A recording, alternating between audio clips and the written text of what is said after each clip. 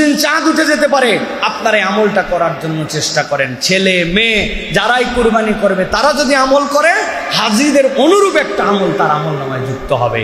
একটা গুরুত্বপূর্ণ আমলের কথা বলবো আপনাদেরকে প্রিয় ভাইয়েরা, সেটি হচ্ছে অনেক হাজি সাহেবরা হজের উদ্দেশ্যে রওনা হয়ে গেছেন, অনেকে চলে যাবেন, কিন্তু সকলে যেতে পারে না। কিন্তু এমন একটা আমল আছে যেই আমলটা করলে হাজি সাহেবরা হজের সফরে যে সওয়াব পান, আল্লাহ রাব্বুল আলামিন ওই আমলের দ্বারা যারা নিজ এলাকায় থাকে ওই এলাকাবাসীকেও আল্লাহ রাব্বুল আলামিন হাজিদের মতো সওয়াব দান করেন। নবী করিম সাল্লাল্লাহু আলাইহি ওয়াসাল্লাম বলছেন, ইযা রাআইতুম হিলালাযিল হজ্জাতি ওয়া আরাদা আন আহাদুকুম আন ইউদাহহিয়া ফালিয়ুমসিক আন শা'রিহি ওয়া আসফারিহি।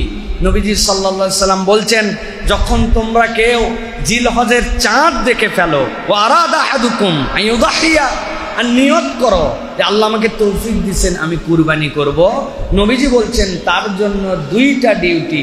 একটা, সে যেন তার নখগুলা না ফেলে, সে যেন তার চুলগুলা না কাটে। এই চুল কাটা, অবাঞ্ছিত পশম কাটা, গোঁফ কাটা, নখ ছাঁটা, এটা যেন জিলকদের শেষেই করে ফেলে। কুরবানির নিয়ত করছে আর জিলহজ মাসে চাঁদ উঠে গেছে, সে যেন তার চুল আর নখ না কাটে।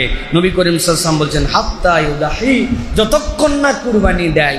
এই আমলটা যদি কেউ করে, হাজিদের অনুরূপ আমলের সওয়াব সে পেয়ে যাবে। সুবহানাল্লাহ।